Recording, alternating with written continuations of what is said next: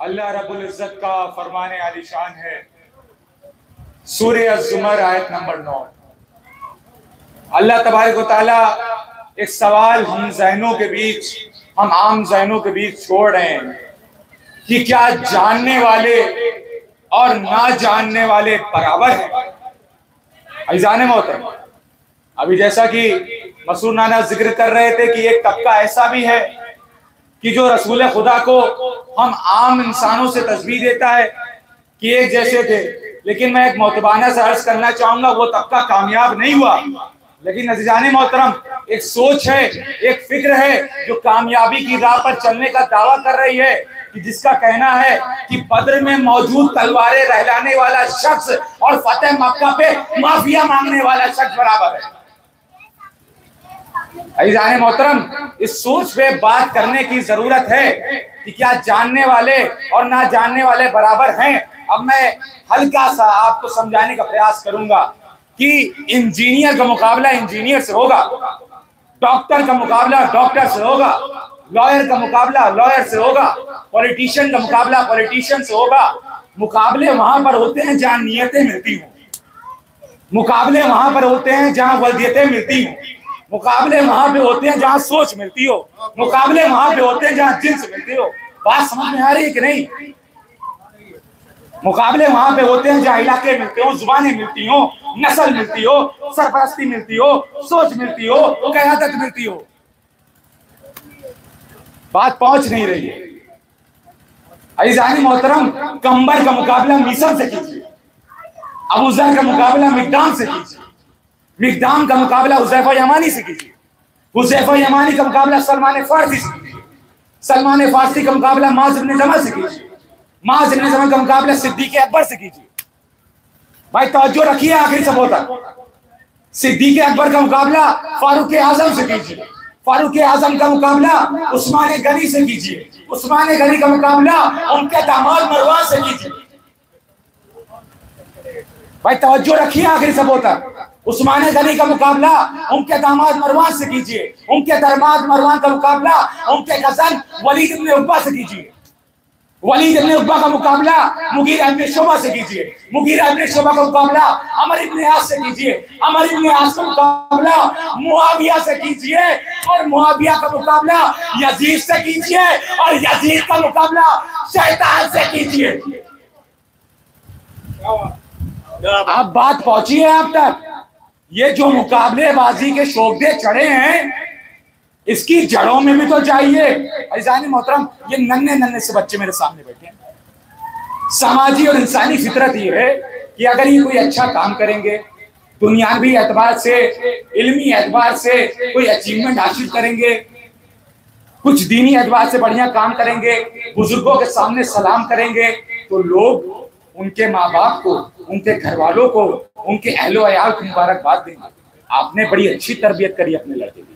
भाई बात ऐसी है ना, यही होता है ना। और अगर बच्चा गाली गलौज करने लगे, बच्चा बड़ों का एहतराम न करे, बच्चा बड़ों से सलाम न करे, बच्चा हर आते जाते को परेशान करे, तो लोग कहेंगे बाप ने गलत कर दिया। या अगर उसकी गुजरी हुई नस्लों में कोई ऐसा ही खराब गुजरा होगा, तो कहेंगे फलाने को पड़ गया, दादा को पड़ गया, बाबा को पड़ गया। भाई बात समझिए, बड़ी जरूरी बात कहने जा रहा हूं। ऐसा ही होता है ना, समाजी इंसानी फितरत यही है ना।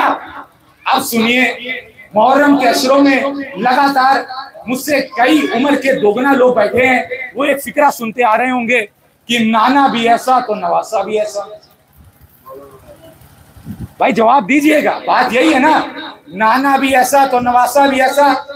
इसके मानी, इसके मफहूम मौलवी साहिबान से पूछने जाइए तो आपको बताएंगे हुसैन की पसंद, रसूल की पसंद, हुसैन की आंख, रसूल की आंख, हुसैन की चॉइस, रसूल की चॉइस, हुसैन का दुश्मन, नबी का दुश्मन, हुसैन का दोस्त, नबी का दोस्त, हुसैन की लड़ाई, नबी की लड़ाई। बात यही है ना। बहुत अच्छे, ये हो गई मीठी मीठी बातें। मीठी मीठी बातें करके मजमे इकट्ठा करना आसान है। आइए जरा इसके तल्ख पहलू पर, अगर हुसैन की आंख नबी की आंख, हुसैन की पसंद नबी की पसंद, तो आज चौक से, मरकजी चौक से आमिर कोला के एक एक फर्ज से सवाल कर रहा है, अगर हुसैन की पसंद नबी की पसंद, तो हुसैन का कत्ल नबी का कत्ल क्यों नहीं? भाई जवाब चाहिए मुझे, मैं ताज सुनने नहीं आया हूं। हुसैन का कत्ल नबी का कत्ल क्यों नहीं? और अगर हुसैन का कत्ल नबी का कत्ल है, तो हुसैन के कातिल नबी के कातिल क्यों नहीं?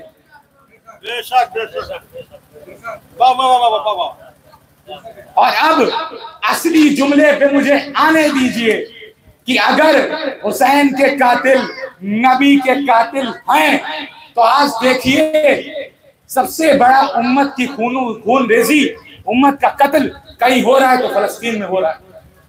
जंग इजराइल और फलस्तीन के बीच हो रही है। मैं आपको एक मरहले पे लेके आना चाह रहा हूं, तो जुड़िएगा और सुनिएगा। जंग इजराइल और फलस्तीन के बीच, और हर मुसलमान लानत भेजता है अमेरिका को।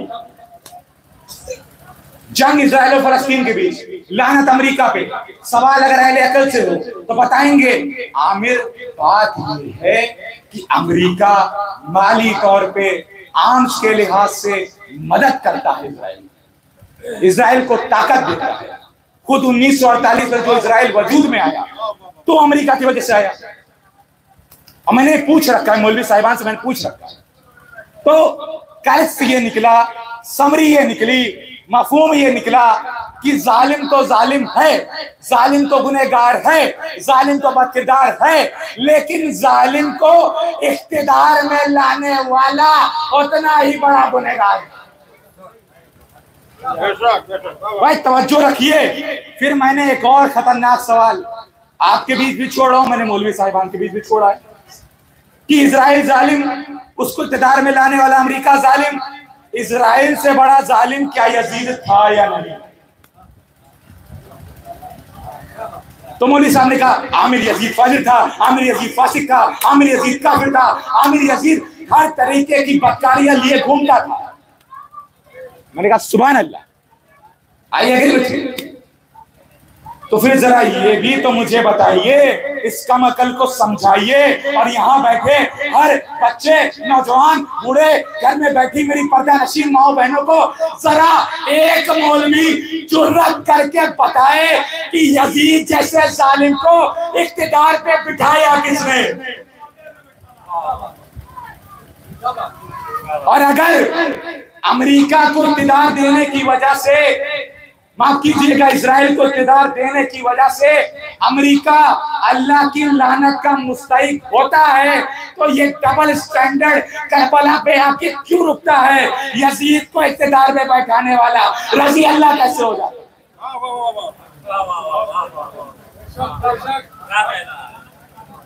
और आज मैं इस बराबरी वाले कॉन्सेप्ट का पोस्टमार्टम करने बैठा हूं। जैसा मैंने अभी बच्चों की बात करी कि बच्चा अच्छा करेगा तो बताया जाएगा इनकी गुजरे हुए एंसेस्टर्स में से फलाने आदमी बड़े अच्छे थे, बड़े इल्म वाले थे, उनका असर ले लिया। नाना भी ऐसे तो नवासा भी ऐसा, इसी की मिसाल है। यानी करबला में जो सैक्रिफाइस का मुजाहिरा किया वो रसूल अकरम की तरबियत का, आला तरबियत का नतीजा था। सुभान अल्लाह, बेशक यकीनन अली शेर खुदा है। अब मैंने जब ये कहा कि हुजूर जो आपकी बराबरी का कॉन्सेप्ट है ये बड़ा खराब है, तो जवाब क्या आया?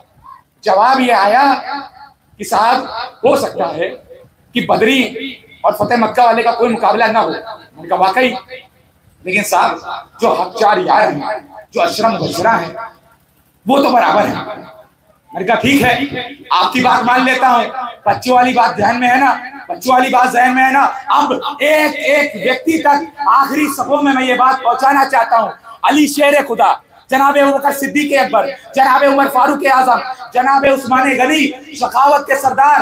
अब मुझे कहने दीजिए, अब मुझे कहने दीजिए, अब मुझे कहने दीजिए, अली शेर खुदा, शेर का एक एक बेटा शेर बना। मुझे बताइए सिद्दीक अकबर का बेटा सिद्दीक क्यों नहीं, फारूक आजम का बेटा फारूक क्यों नहीं, उस्मान गनी का बेटा गनी क्यों नहीं?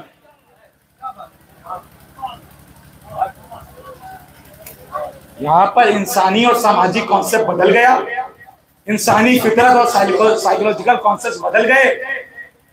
भाई दो सूरतें हो सकती हैं कि या तो तरबियत में कोई कमी रह गई हो, या तो जो झूठी शानें जोड़ी गई, भाई तवज्जो रखिए, या तो जो झूठी शानें जोड़ी गई उनका हकीकत से कोई वास्ता नहीं। और मुझे मालूम है मेरे पास वक्त कम है, तो मैं मुख्तसरन कुछ बातें और अर्ज करूंगा और आगे बढ़ूंगा। मैंने हाल ही में एक मौलवी साहब की तकरीर सुनी, उसमें वो इरशाद फरमाते हैं कि साहब देखिए, बड़ा एतराज होता है कि जनाब मुआविया इब्न अबू सुफियान ने अपने बेटे यजीद को खलीफा बना दिया। First of all let me be very crystal and clear कि एतराज इस पे नहीं कि अपने बेटे को खलीफा क्यों बनाया, एतराज इस पे है कि अबू सुफियान के लौंडे को ये अधिकार किसने दिया कि उसके बाद हाकिम कौन होगा ये तय करेगा। नबी ने अधिकार किसी को नहीं दिया। अहले सुन्नत का अकीदा क्या है कि नबी ने अपने बाद किसी को अपना जानशीन मुकर्रर नहीं किया। तो सवाल होना चाहिए ना कि अबू सुफियान के लड़के को यह अधिकार किसने दे दिया। अब मैं आपसे कुछ कहना चाहता हूं। फिर उसके बाद मौलवी साहब ये अर्ज करते हैं कि देखिए, खिलाफत देने के लिए, वली अहद मुकर्रर करने के लिए हमेशा अफजलियत मैटर नहीं करती, अहलियत भी देखी जाती है। ये हजरत का कहना था। मैंने कहा सुभान अल्लाह, कम से कम आज 1400 साल बाद आपने हमारी फिक्र को कबूल किया कि जब हम कहते थे कि पहले 3 अगर अली से पहले बन गए तो इसका मतलब ये नहीं कि अली से अफजल हो गए। उसके बाद वो कहते हैं कि हुजूर देखिए, यजीद के पीछे बड़ी सपोर्ट थी, पब्लिक विल की सपोर्ट थी, जहां दहाड़े मारता था लश्कर निकल आते थे, पूरी कौम उसके साथ थी। ये जुमले हैं। और हुसैन के साथ देखिए क्या है, 72 आए कुछ नहीं, कूफा गए किसी ने मुंह नहीं लगाया, ये जुमले हैं इनके। तो आज सुनिए, मैं तो खानदान सैयद का एक छोटा सा फर्द हूं साहब। जब जब एतराज होगा, इसकी अदमत पे एतराज होगा तो जवाब मिलेगा। एक तरफ हुसैन है, भाई मजमा बेदार तो है ना, एक तरफ हुसैन है कि जिनके बाप दादा पे, मसरूर साहब, कि जिनके बाप दादा पे पिछले 30-40 सालों से मस्जिद के मिंबरों से लानतें करवाई जा रही हैं। और एक तरफ यजीद हैं कि जिनके बाप दादा की शान में तमिश के दरबारी मौलवियों की जानिब से झूठी हदीसें करवाई जा रही हैं। एक तरफ हुसैन है कि जिनके साथ जाने का मतलब सिर्फ और सिर्फ शौक साथ। एक तरफ यजीद है कि जिनके साथ जाने का मतलब माले दुनिया की जियारत। हुसैन को अपने असहाब के पास देने के लिए कुछ भी नहीं, यजीद के पास माल, हुसैन, मनसब। ये सारे सिनेरियो आपने समझे। अब मुझे कहने दीजिए कि हुसैन के पास इस दुनिया फानी में अपने असहाब को, अपने साथ आने वालों को देने के लिए कुछ भी नहीं, यजीद के पास किसी चीज की कमी नहीं। उसके बावजूद हुसैन के साथ जो 72 आए, चिराग बुझने के बाद रात के अंधेरे में भी उन 72 में से एक शख्स ने भी कदम डगमगाया नहीं। और यजीद के जो 9 लाख थे, उनमें खुद उनका जनरल हुल दिन के उजाले में लब्बैक कहते हुए हुसैन की तरफ दौड़ा चला।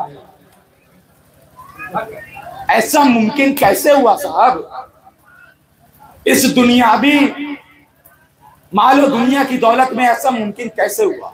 तो मुझे कहने दीजिए कि जो खानदान मोहम्मद है, ये जो खानदान रसूल है, ये जो खानदान अली है, ये जो खानदान अबू तालिब है, इन्होंने कभी भी दमिश्क शाम के बख्शिश पे पलने वाले दरबारी मौलवियों के फतवों पर और बददियानत रावियों की रिवायतों की बेसाखियों के सहारे अपने किरदार को बुलंद नहीं किया। भाई तवज्जो रखिए, मजमा कहाँ है? बददियानत रावियों की रिवायतों की बेसाखियों के सहारे खानदान मोहम्मद ने अपने किरदार को बुलंद नहीं किया। आप किनका मुकाबला किनसे कर रहे हैं साहब? एक वो हैं कि जो अपनी जान बचाने के लिए फतेह मक्का पर अली की जूतियां पकड़ रहे थे, हमारी गर्दनें बख्श दीजिए, हमारी गर्दनें बख्श दीजिए। और जब 40 साल बाद सिफीन में जुल्फ़िकार अली का सामना हुआ तो अब तन पे एक भी लिबास नजर नहीं आया। किनका मुकाबला किनसे हो रहा है? मैं तो अचंभे में आ जाता हूं साहब। क्या क्या वक्त आ गया है? हमने किनका मुकाबला किनसे करा दिया साहब। मैं आपको बताऊं, मेरी इंटरेक्शन हो रही थी यूनिवर्सिटी ऑफ बार्सिलोनिया के कुछ स्टूडेंट से, स्पेन मुकीम यूनिवर्सिटी। तो वहां पर मुझसे सवाल ये हुआ कि आप जनाबे मुआविया इब्न अबू सुफियान को क्या समझते हैं? भाई तवज्जो रखिएगा, एक सहाबी हैं जनाबे अम्मार इब्न यासिर, हमारे प्यारे भाई तो उनको रजी अल्लाह कहते हैं, मैं अलैहि सलाम कहता हूं। तो जनाबे अम्मार इब्न यासिर वाकया ये है कि एक बार यमन के लिए सफर निकले और वो अच्छी जूतियां पहना करते थे लेकिन अली के आशिक थे। तो रास्ते में सफर में कुछ गधे पड़ गए, इस रास्ते में जाते हुए कुछ गधे पड़ गए। तो अब गधे हट नहीं रहे, बार बार आवाज देने पर भी गधे हट नहीं रहे। तो जनाबे अम्मार इब्न यासिर ने अपनी जूतियां बदली और कुछ फटी पुरानी जूतियां पहनी कि जिसकी धार थोड़ी तेज थी। अब मुझसे सवाल हुआ कि आप मुआविया बिन अबू सुफियान को क्या समझते हैं? मैंने कहा यमन के सफर में अम्मार इब्न यासिर ने जब जूतियां बदली और फटी बदबूदार जूतियां पहनी और उसके बाद गधों को लात मारी, गधों को लात मारने के बाद जो धूल उड़ी, उस धूल को मैं मुआविया इब्न अबू सुफियान से अफजल समझता हूं।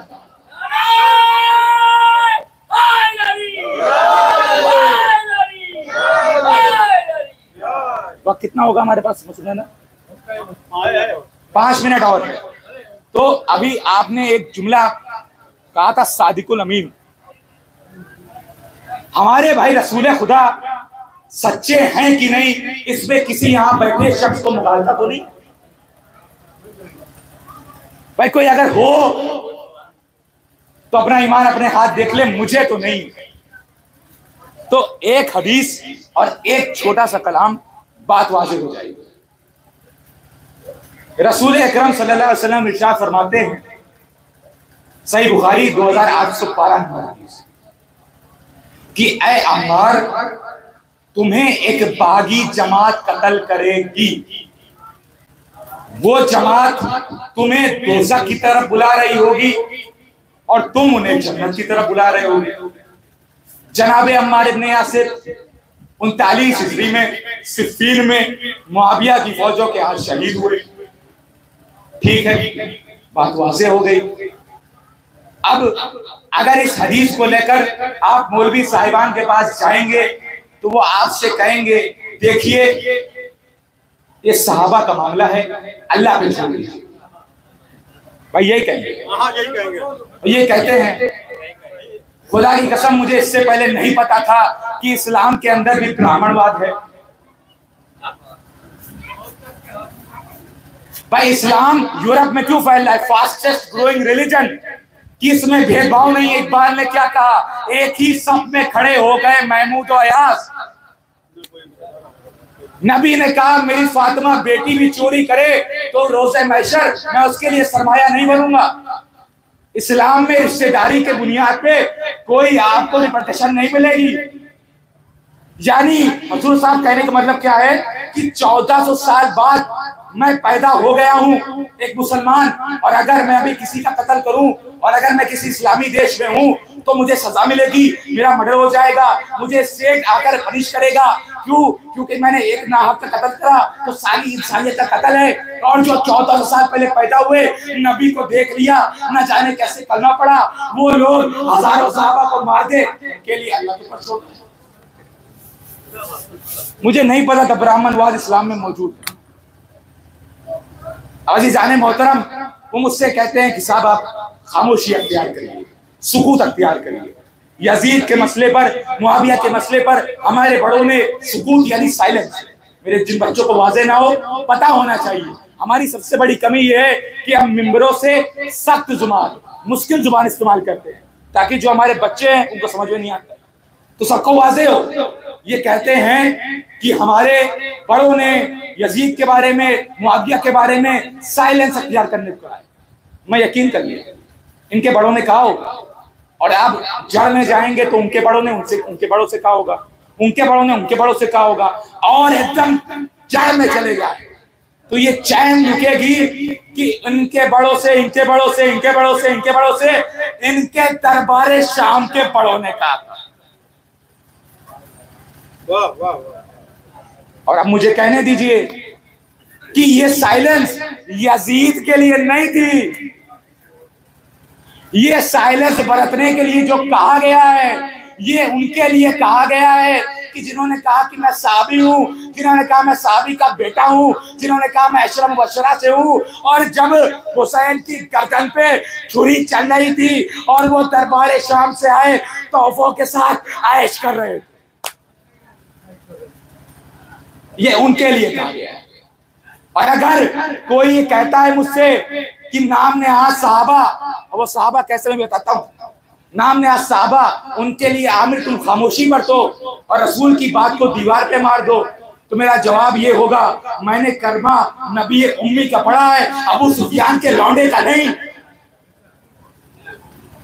अब सुनिए, एक वाहिद हमारी फिक्र ऐसी है कि जो अपने रहबरों की योम विलादत भी मना सकती है और योम शहादत भी मना सकती है। भाई तवज्जो रखिए, अगर हम 10 मुहर्रम को हुसैन की शहादत मनाते हैं तो 3 शाबान को विलादत भी मनाते हैं। अगर इस 21 रमजान को अली अलैहिस्सलाम की शहादत मनाते हैं तो 13 रजब को विलादत भी मनाते हैं।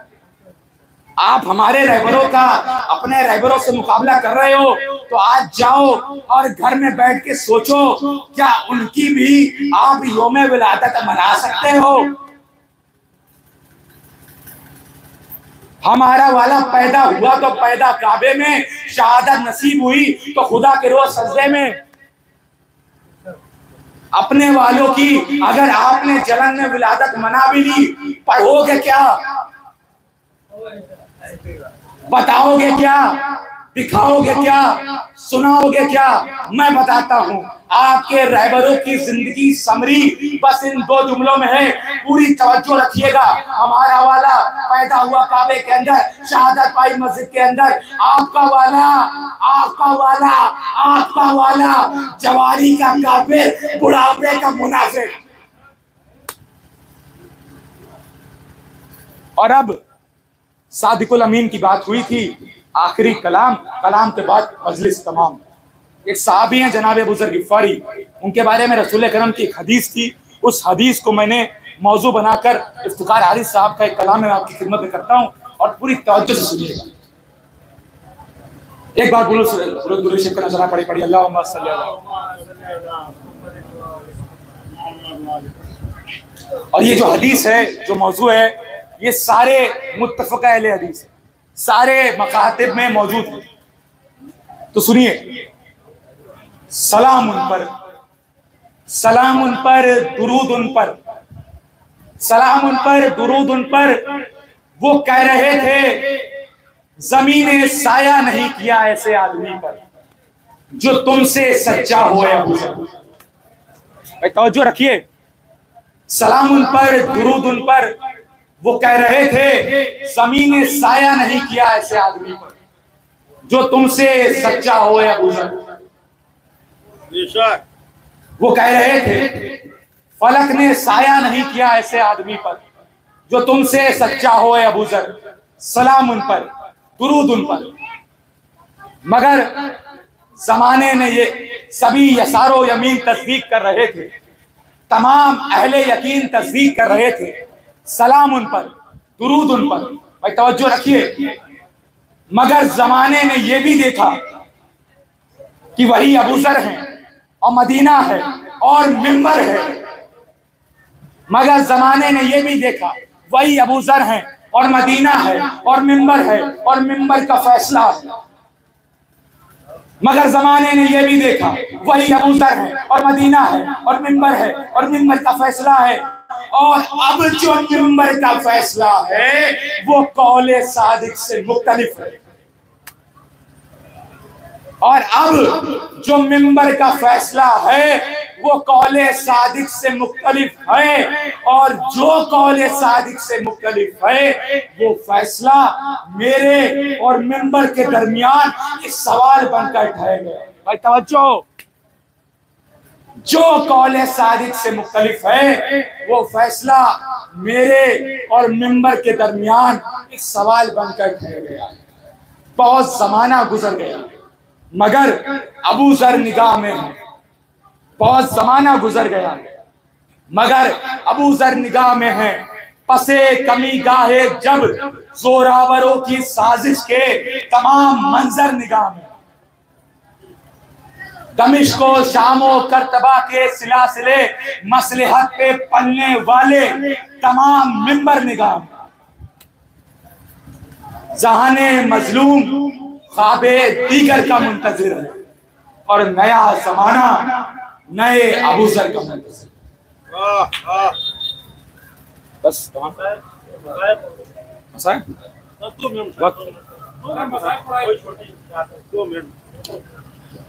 अज़ीज़ान मोहतरम,